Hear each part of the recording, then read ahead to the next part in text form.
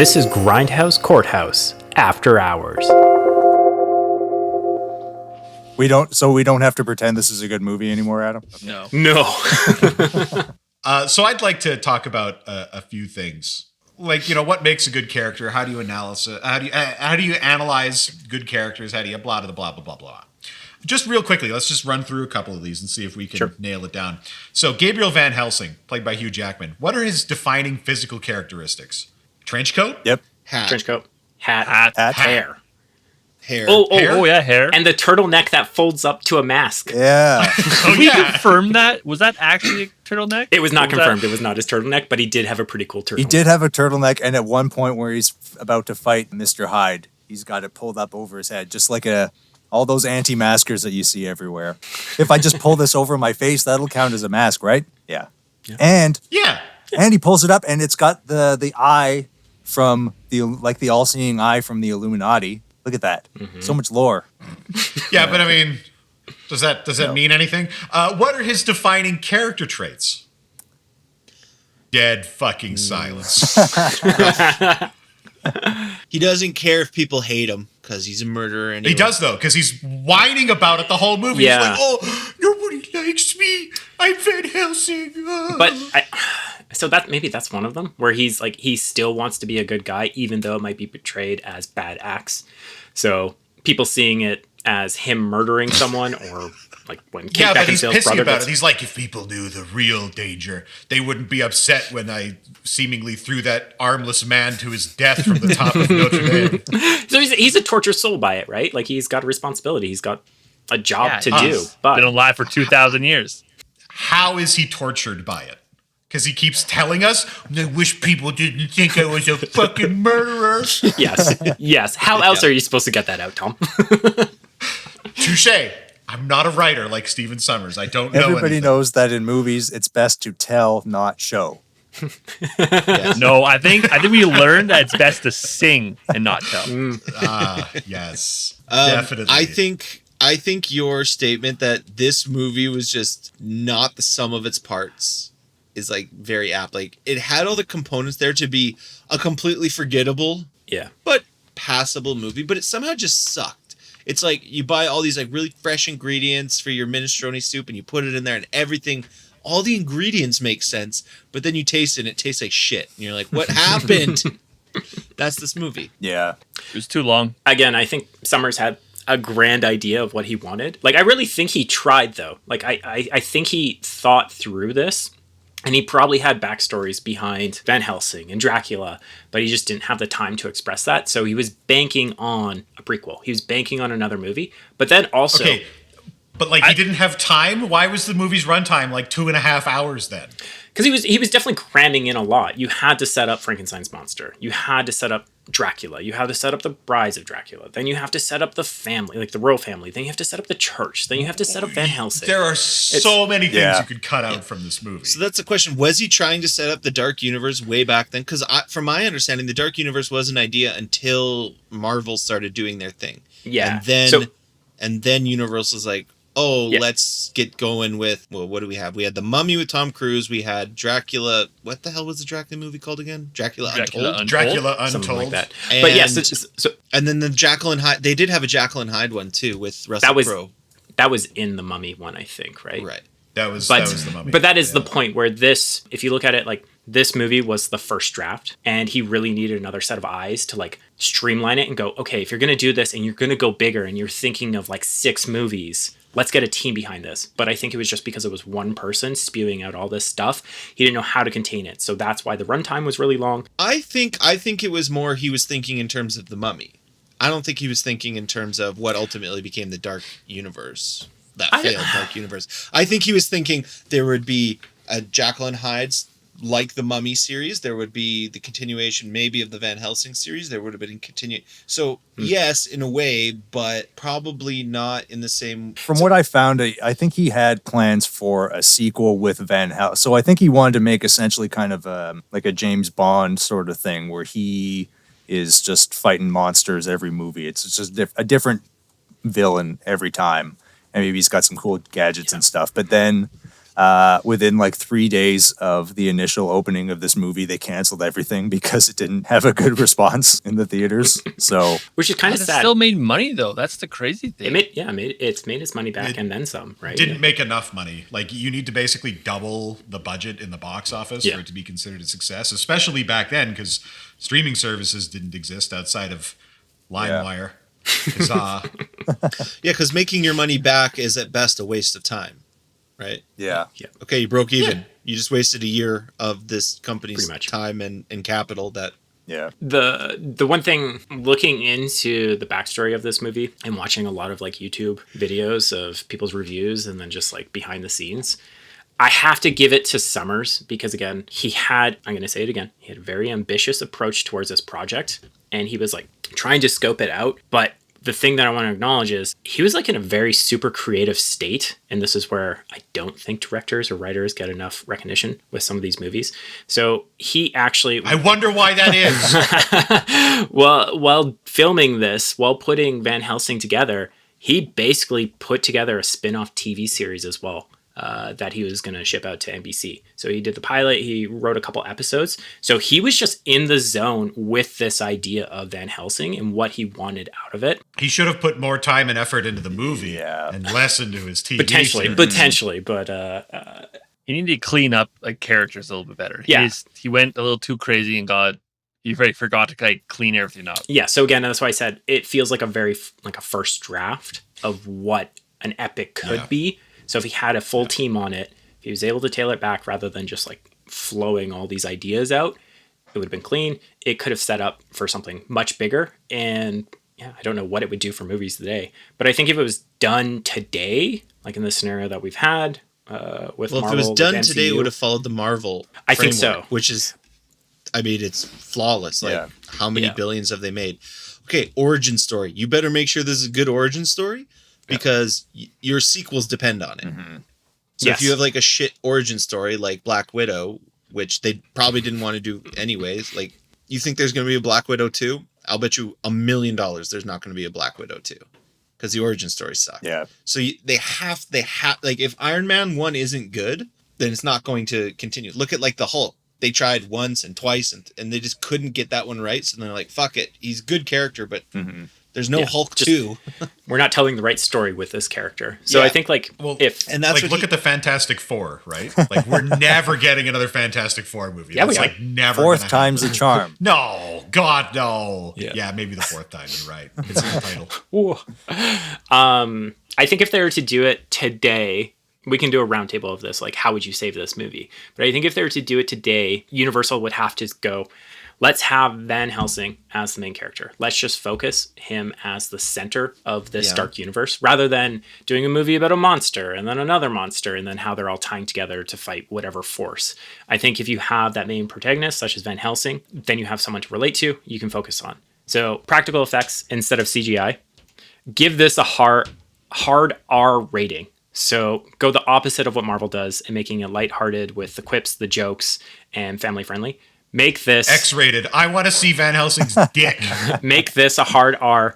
Continue setting it in like the 1800s, maybe even the 1900s, so you can follow him through certain set pieces.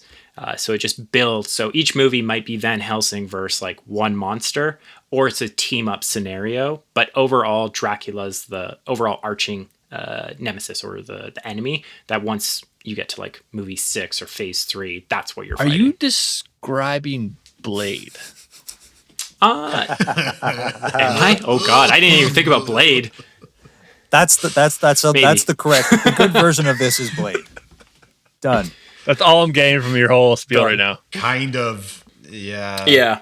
Okay. Well, that's fine. Well, how would you try to save this movie? How would you redo Van Helsing then? No, I think you're on the right track, but like the rated R, I don't know if you want to go that far, maybe.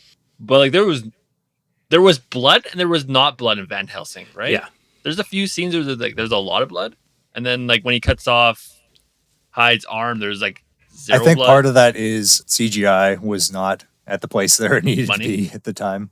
Yeah. They didn't have enough That's money fair. to do it properly. Maybe. Was Was there blood in that movie in Van Helsing, other than them drinking out of a cup?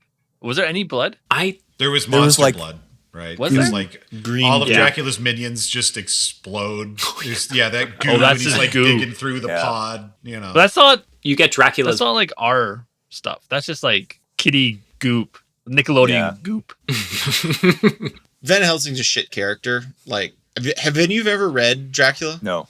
the book? No. Yeah. No. No, I'm uncultured. He's fucking like, he's a blip in that story. Like he's a very minor character. So like, and that's a good and a bad thing. So you can kind of like do what you want with him. Like name him Gabriel. Yeah. So like, you're gonna make him a superhero, okay, or like at least an action hero. You can do that. But I think, like you're saying, you cannot introduce 3 of the central monsters from the Universal monster cinema in the first movie and kill 2 of them. Yeah, the dumbest thing that he did was introduce Frankenstein and then kill him in like 5 minutes. That should have been like, oh, where did you get this horrible monster from? And then post-credit scene, Sam Jackson as Dr. Frankenstein.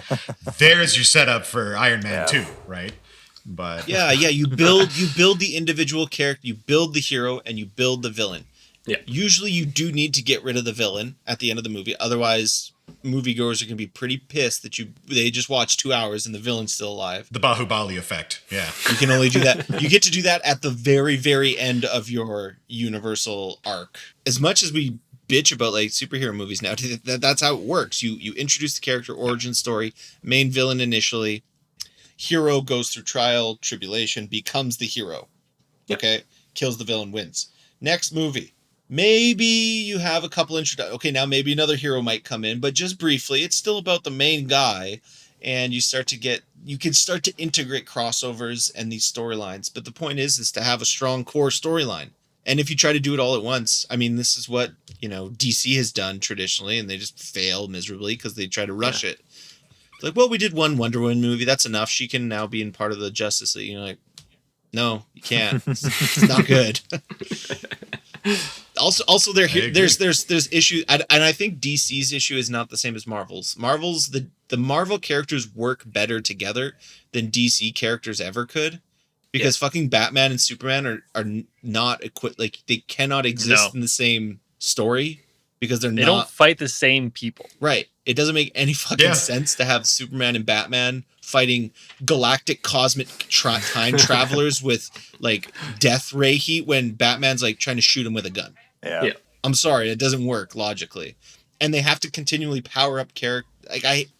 So I think there's a way to make it work, but it's really probably following the Marvel model of you really need to know strong, tight stories that, and only then once you have the characters, because then you don't have to do all that work. Iron Man can just show up. Yep. Captain America can just show up because they've had 3 movies to become who they are, not trying to do it all in one. So what you're saying is you wanted an entire movie explaining Carl's backstory, of how he's And of horny course, all Summer the couldn't have time. done any of this shit. He couldn't have done any of this shit. He's not equipped to even do, like, The Mummy 1 was okay. The Mummy 2 was garbage. And The Mummy 3 is unwatchable. Yeah. The You one didn't with like Jet Li. Yeti playing fucking soccer in the middle of the movie? That wasn't good for you? This That guy didn't is do it? not up to the task, period, of what I'm Did explaining. he do Mummy 3 too? He was executive producer at least. Oh boy. Okay, let's not pin it on the director. Any creative mind attached to these products that he begins with, the foundation's just not there. They're shit. Yep. Yeah. There's also something about Whoever ultimately takes there's over. also like Marvel movies are pretty squeaky clean and like bright. Like DC has tried to do the dark version, like it's moody and it's kind of emo essentially, and they try to do like it's pretty gnarly. And like I don't know if that formula works for this kind of storytelling where they make a million movies if it's just the same dark kind of gross stuff. Like I mean, The Witcher maybe sort of works, and that's kind of the model that this is based on. Oh, but I mean, They get that from Game of Thrones though. Yeah, okay. The Witcher's dealing with like morality and gray areas and like good versus evil. And Van Helsing is about like, what if a guy had a grenade that disobeyed the laws of physics? And you're like, oh, tell me more. You know? Well, we gotta agree there has to be magic in this universe. There definitely has to be. There has to be some. I wanted a scientific explanation of why. That's the other thing. Marvel has, at least you can go one level of like scientific explanations. Like, oh, he invented a new element. He's got a reactor. That's why he does this thing. Oh, his genetics were modified by gamma rays. And there's like one level, and if you scrutinize it anymore, it falls apart. But you got one level. Vampires and mummies and stuff they go immediately to magic. And I don't know if you can explain away a lot of that stuff. I went down way too much of a rabbit hole. I think you have to go full magic and have no science. Well, okay. It's hard to have a mixture, right? Yeah, because like in Underworld, they really do try to do it.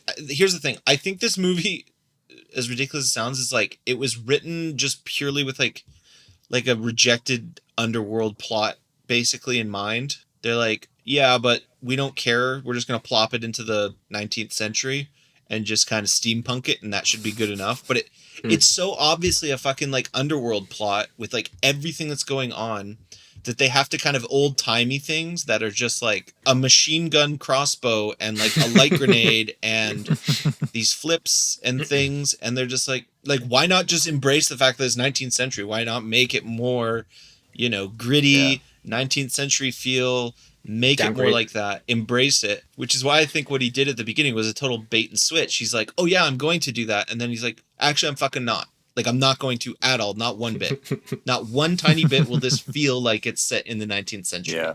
And so his grappling gun was very impressive. Van Helsing's grappling gun. That thing was... This was... What year did Wild Wild West come out? This is a time... This is like maybe late 90s. Or it was like... Everyone was into steampunk gadgets, and that has not aged very well. Inventions that don't exist today, but they just steampunk them and make them exist 200 years ago. Would this movie have been improved by a giant mechanical spider? Yes. Yes. Absolutely. Imagine that Dracula riding that thing, just stomping Transylvania Village. Just oh my God. Yeah, it's just such a lifeless movie. Like, it was just... Yeah. It's just nothing about it that I found cool, unique. It was like 100% the movie I would not stop to watch if it were on TV. It lacked charm. Maybe if it like I'd seen everything else and I have a 7-hour flight on a plane, maybe I would watch this movie. Mostly just have something on in the background. I think there's also a limit of like the writing. As much as we all hate J.J. Abrams, like somebody like that would come in here and punch up and give him like a joke here and there. Because Hugh Jackman doesn't really have one-liners in this movie. He doesn't. No, there's just the one, and he's not. Kill someone when you have the chance, bitch. The only one-liner that stuck with me is Frankenstein's monster, who's like screams, "I want to live." Yeah, we didn't really talk about the Frankenstein monster's character there. That was. Because he existed just to like move the plot along. It's like, you found me. Now go to this fuck party over in, Bulgaria or whatever. It was like, okay. He knew things that like were impossible to know for him. Yeah, because he's been. Oh yeah. Oh, this is the setup. So this is how the creature of the Black Lagoon was going to come into this movie. So when Hugh Jackman and Kate Beckinsale fall down the burned down windmill, when they fall into the hole where Frankenstein's monster is, there's a swamp or there's a water area. The creature was also going to be there. But the studio said, that's too much, Summers. Don't do it. And he listened. Jesus. That's like the only note he took. You should have listened more. Honestly, would have helped the movie if he just kept throwing monsters in. It's like, oh, you bored? Here's another one. Yeah. Have the Mummy show up again. Bring out Arnold Vosloo, because he's still, Well, I guess he just played the part like, what, a year? He's 2 available. years earlier? Yeah. So like, he's available. The thing about these properties they are awesome. Like, there is a way, and I genuinely feel no one's ever done it right, to do Dracula, to do Frankenstein, to do all of these properties in a really fucking cool way. I would kind of agree, Adam, to like, let's treat them like adult movies. Like, let's stop fucking kidifying them all. Because they were never meant to be kidified. At any point in time were they meant for kids, but at some point, I guess they just became. I don't know. I think it happens with like movies that are really old and horror based. As time progresses, they become more like caricatures of themselves and kind of funny and associated with Halloween and shit. So they just get kidified. I think that's a big part of it. made up animals, made up creatures. Yeah. Or So you're saying the villain should have been a really angry house cat that would have been more threatening than emo Dracula. Well, I mean, That's what I'm hearing. I mean, the story's like, okay, you have to adapt the stories a little bit. Like, even like when Coppola tried to do Bram Stoker's Dracula, he completely changed the story for the worse. Like, every change he made the story worse, which was weird. And his casting was like, it was never going to be a good movie with fucking Winona Ryder and Keanu trying to do English accents. Like, Gary Oldman carried it as best he could, but like, that movie was doomed from the beginning.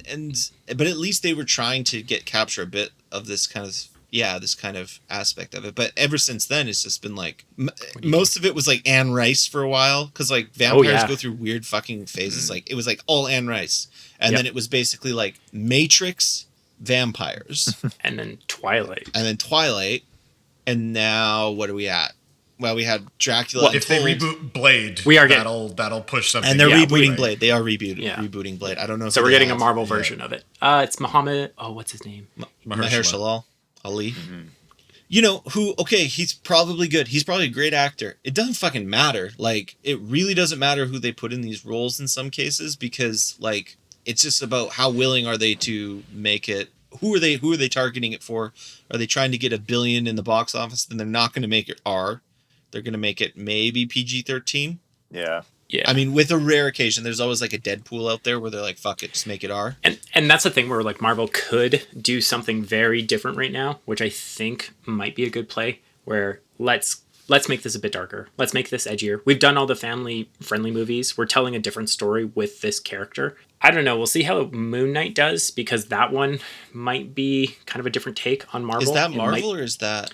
Yeah, that's Marvel. So it might be leaning into more dark territories, because you have a guy with... Well, they made Logan.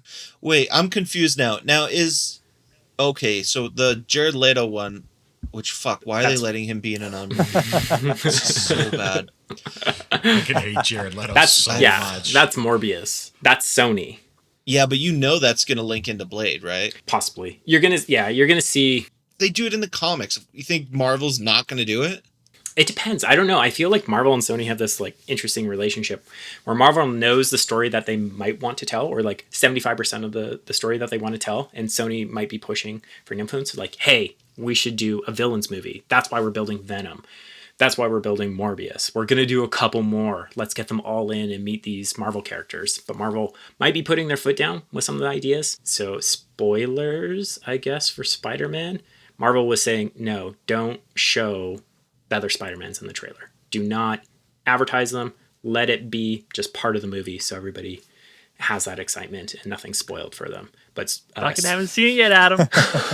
Spoilers. I said spoilers, Dave. Spoilers. I'm so glad that Discord ate 90% of your speech. Oh, fantastic! I hope I didn't ruin it. But like, all I got was that fucking spoiler from you. Sony wanted to push that really hard because they knew it was going to bring in the numbers. So yeah. So I mean, whatever. There's going to be these crossovers. This movie was just, it was just this soulless, this recycling of everything that had been produced up to this point. Like, it's kind of Matrix, it's kind of Wild Wild West, it's kind of Underworld, it's kind of The Mummy. It was ambitious for sure. So I'd be interested how he pitched it. It's a monster mashup.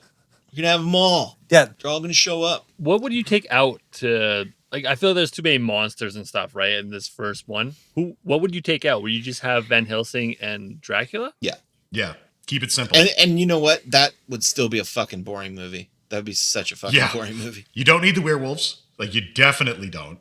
You certainly don't need Frankenstein's monster. Yeah. You can have Frankenstein building the machine, right? That's okay. And at the end of it, it's like, oh, Van Helsing manages to stop Dracula, but then the monster is created, and that's the second movie, right? Yep. I think it's ironic a little bit for a guy who is so obviously dead set on making sure this became like a franchise and a bunch of spin-off movies came out of it, is that the way he did it ensured that would be pretty much impossible. It's like why even have that intro with Dr. Jekyll and Mr. Hyde? Like, that could have been a movie. Yeah. Right? Yeah. Instead of a shitty CGI opening scene. Why have the Frankenstein stuff all as like a prelude to the, like, we have like 3 preludes to like introduce our main character and our main villain. Well, I guess we only have 2 main preludes, but like, those could just be movies and you don't have to use up these characters, which are like kind of interesting. I don't know. I've never seen a good Dr. Dr. Jekyll and Mr. Hyde movie, but like again, I still feel like there could be. I feel like all of these properties could be turned into good movies. You just need a good story. Yeah, good story and a willingness to take it in different directions from like the kiddiness. Yeah. Get it the hell away from kiddiness and take it back to the source material a little bit more. And I don't think you should make it a horror movie because like the characters are too known, kind of. I guess you could do werewolves. They're still kind of freaky. Well, what happens in the original Dracula? Like, is it a satisfying good guys win in the end movie, or is it actually just kind of a dark, I don't know, doesn't end on a sad, like it ends in Dracula wins? So it's like, it's all written through journals. So like journal entries is how the narrative's told. And basically you have Jonathan, I forget his last name, who goes to Castle Dracula to like, he deals with like inheritance and stuff. Anyway, long story short, Dracula imprisons him, and the first half of the story is all about him trying to escape Castle Dracula, and it's fucking disturbing. It's really disturbing. It's not, again, it is not the kiddie Hollywood version, which again, they had to whitewash big time. Think when this movie came out, like in the 1930s, like of course they had to like tone it down a bit. We don't have to tone it down anymore, but like, so that's that whole plot and all this fucked up shit, like child sacrifice and killing shit. Yeah, it's very disturbing. Did they do a newer one of that too? I feel like I've seen that like more recent, where like he goes to inherit it and he like runs into Dracula. Like Bram Stoker's Dracula is the closest it comes to the plot, but it completely retools Jonathan, the main kind of protagonist, and the woman's character. And it just has to do with like reincarnation and like shit that's not in the story. So the story is Dracula fucking goes to London, starts killing people, kidnaps the bride of the main character. He runs back to Transylvania with like all of these other guys, and they, in valiant effort, kill Dracula, but in the process are like sacrifice themselves. So it ends positively because Dracula's killed, but Dracula's not a good guy. So that's one thing that I find weird with Hollywood. They really want to like, sometimes, not in this movie, but lots of movies try to like kind of like make him more of an anti-hero than just a villain.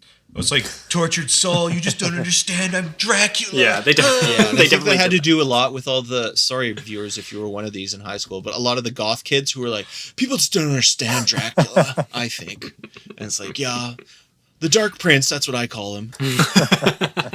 And that's straight out of like, I swear to God, it had to be like Anne Rice and stuff. That idea, and like go straight in then into like Twilight and all those kind of movies, right? Yeah. And then Frankenstein is like totally different. It's Mary Shelley, so it's like a romantic literature of the 19th century, and it's hard to explain because the plot's like over a really long period of time. But that village scene where they chase him to the windmill, I don't think that actually happens in the book. It only happens in Young Frankenstein. I think that's just iconic from the movie. No, what happens is Dr. Frankenstein abandons his creation, and his creation goes crazy. He's like, I'm gonna fucking kill Dr. Frankenstein. And the whole plot is him killing his doctor. It's really fucked up. He kills his wife, and like they get to Antarctica at one point. It's a crazy story. So it's like a Resident Evil story is what I'm hearing. No, because there's no like villains who are evil, even though the entire world is gone, and there's no point in being evil anymore.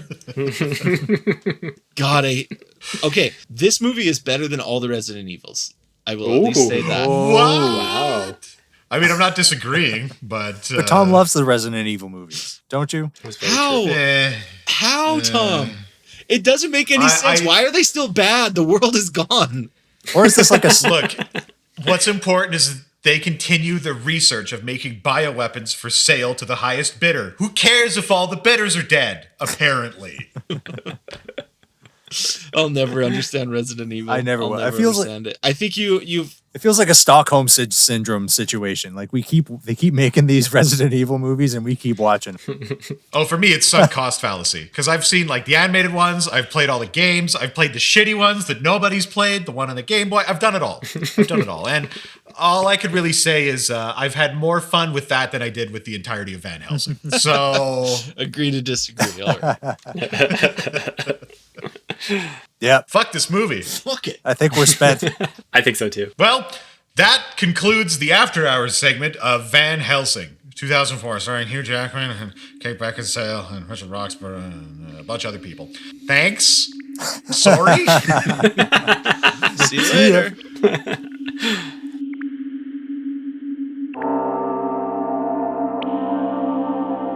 Welcome to After Hours. Oh, welcome to After Hours. The relaxed, sexy version.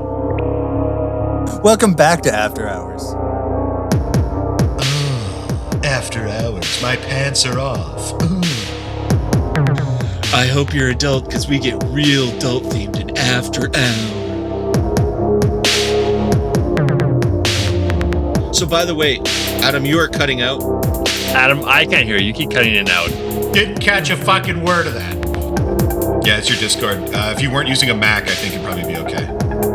I hope this makes it into After Hours. Absolutely. Like, I really think he tried, though. This guy is not up to the task. Use your outside voice. Yeah, be louder. Talk like this!